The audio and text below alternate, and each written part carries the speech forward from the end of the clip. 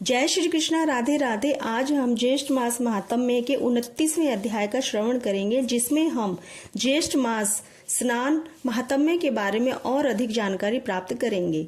इसके पहले की 29 दिन की कथा की वीडियो मैंने अपने चैनल की प्लेलिस्ट में अपलोड की हुई है, वहां से आप इन कथाओं का श्रवण कर सकते हैं। मैं इस वीडियो की डिस्क्रिप्शन में भी उनके लिंक दे दूंगी, वहां से भी आप उन सभी कथाओं का श्रवण कर सकते हैं। ज्येष्ठ मास महात्म्य को सुनने के लिए रोज प्रातः काल यानी ब्रह्म मुहूर्त में उठकर स्नान करके स्वच्छ वस्त्र पहनकर भगवान श्री विष्णु जी का पूजन करना चाहिए और ज्येष्ठ मास महात्म्य की कथा सुननी चाहिए। मैं आपको प्रतिदिन प्रति अध्याय के हिसाब से 30 अध्यायों का श्रवण कराऊंगी। आइए अब कथा को प्रारंभ करते हैं। पिछले अध्याय में हमने सुना था कि स्कंजी बोले कि पहले लोग प्रसिद्ध वृंदारक नाम का एक ब्राह्मण हुआ। वह वेद शास्त्रों का ज्ञाता, धनवान और भाई बंधुओं से युक्त था, पर वह बहुत दुखी रहता था क्योंकि उसके कोई संतान नहीं थी।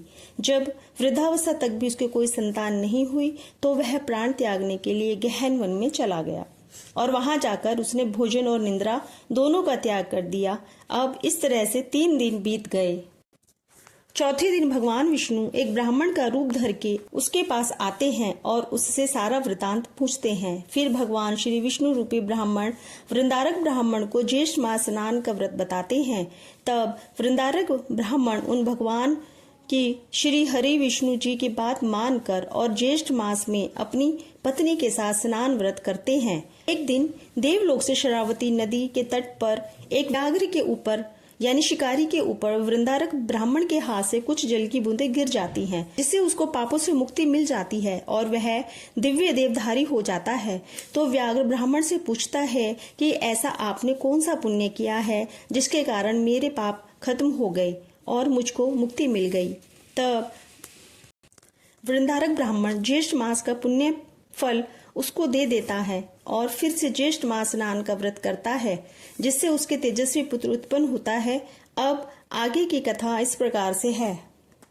ऋषि लोग कहने लगे कि हे स्कंद जी, ज्येष्ठ मास में स्नान, दान और महात्म्य श्रवण तथा पुराण पूजन का फल विस्तार पूर्वक कहिए।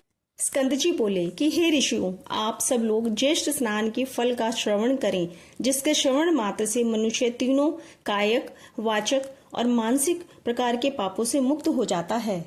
जो प्राणी वृष सूर्य में यानी ज्येष्ठ मास होने पर मैं प्रातः काल ज्येष्ठ स्नान करूंगा ऐसा संकल्प कर जल में स्नान के निमित्त प्रवेश करता है, तो उसके पहले कहे गए तीनों प्रकार के पाप नष्ट हो जाते हैं।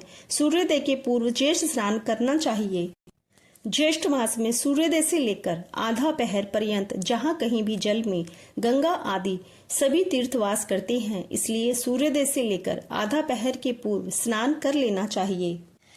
आधे पहर के पश्चात स्नानहीन देव से उपहृत जनों को वे तीर्थ श्राप देते हैं, इसलिए ज्येष्ठ मास में श्रेष्ठ जनों को स्नान कर लेना चाहिए। ईर्ष्या, धन, लोभ, सेवा, हट, लोकापवाद, निमित्त, स्वेच्छा, भय, पाखंड, सुख लिप्सा आदि किसी भी उपाय से ज्येष्ठ मास स्नान करना चाहिए। परंतु कलियुग में पाप अधिक होने के कारण ज्येष्ठ स्नान अति दुर्लभ होगा। ज्येष्ठ मास स्नान के ज्येष्ठ फल से डरकर यमराज ने इसको गुप्त रखने के निमित्त भगवान से प्रार्थना की और विष्णु की आज्ञा से इसको गुप्त कर रखा है। इस ज्येष्ठ मास में स्वल्प कर्म करने वालों को विघ्न प्राप्त होते हैं। इतनी कथा सुनकर ऋषि लोग कहने लगे कि हे स्कंद जी, यमराज ने इस मास महात्म्य को गुप्त क्यों रखवाया और ज्येष्ठ में पुण्य कर्म करने वालों के कार्य में विघ्न क्यों करते हैं। हे स्कंद जी, हमारी है सब सुनने की इच्छा है, सो आप हमसे कहिए। स्कंद जी बोले कि इस विषय में मैं तुमसे एक इतिहास कहता हूँ, जिसके श्रवण मात्र से तुम्हारे सब संदेह दूर हो जाएंगे। प्रथम महिष्मतिपुर में कनक नाम का ब्राह्मण रहता था। वह समस्त विद्या से हीन, मूर्ख और पर निंदक था। वह कृषि कर्म को करने वाला और नित्य क्रय विक्रय किया करता था और भी अनंत व्यवसाय से अपने कुटुंब का उदर पूर्ण करता था यानी पेट पालता था। इस पर भी उस दुरात्मा कुटुंबी को तृप्ति न हुई और उसने उदर पूर्ति के निमित्त मार्ग में पतिकों का वध करना आरंभ कर दिया। फिर भी उसको तृप्ति नहीं हुई, यानी उसको लगता था कि मेरे पास पैसा नहीं है, तो उस द्विजा धाम ने चोरी करना भी आरंभ कर दिया। इसी प्रकार वह नीच ब्राह्मण महिष्मती पुरी में रहता हुआ इस प्रकार के कर्म को क्या करता था। एक दिन उसको चोरी करते हुए देखकर ग्रामवासियों ने उसको पकड़ लिया तथा उसको बांधकर खूब मारा और फिर ग्राम से निकाल दिया।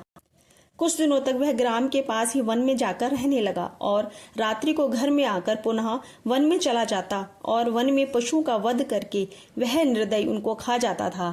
यह कर्म करते हुए उसको बहुत दिन बीत गए।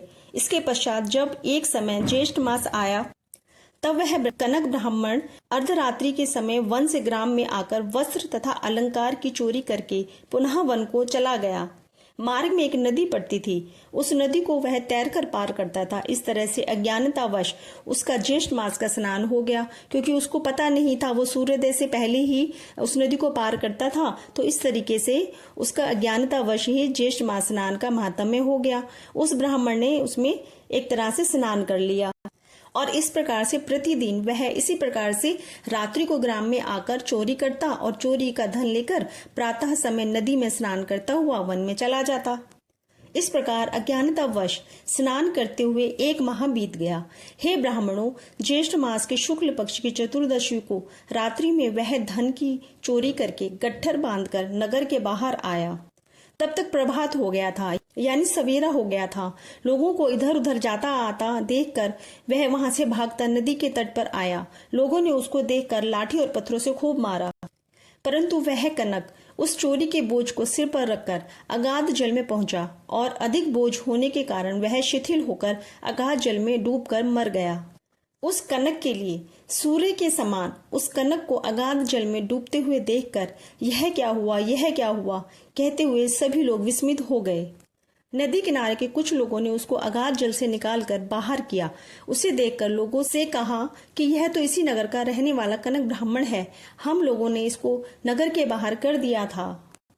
उसी क्षण वह कनक ब्राह्मण उत्तम रूप को प्राप्त करके विमान के सहित दूतों को देखकर वह दिव्य पुरुष कहने लगा कि हे दूतों, यह विमान वैकुंठ से यहाँ किस पुण्य के प्रभाव से आया है। तब देवदूत बोले कि हे कनक, अज्ञात ज्येष्ठ मास के स्नान से यह दुर्लभ विमान आपके लिए आया है। यह सुनकर कनक ब्राह्मण विमान पर बैठकर विष्णु लोक को चला गया। वहां पर विष्णु भगवान के समान रूप को प्राप्त हुआ। तब यमराज समाचार को सुनकर अत्यंत दुखी हुए और जगतपति विष्णु भगवान से प्रार्थना करके ज्येष्ठ मास महात्म्य को गुप्त करवा दिया, ताकि कोई भी इसको ना कर सके। तो हे ब्राह्मणों, इस ज्येष्ठ मास के स्नान का महात्म्य का फल मैंने आप लोगों से कहा। इस प्रकार से ज्येष्ठ मास महात्म्य, ज्येष्ठ मास स्नान महात्म्य और 29वां अध्याय संपूर्ण होता है। जय श्री कृष्णा, राधे राधे। आप मेरे इस वीडियो को ज्यादा से ज्यादा लाइक करिए, शेयर करिए और यदि आपने मेरे इस चैनल को सब्सक्राइब नहीं किया है तो मेरे इस चैनल को सब्सक्राइब अवश्य करिएगा। जय श्री कृष्णा, राधे राधे।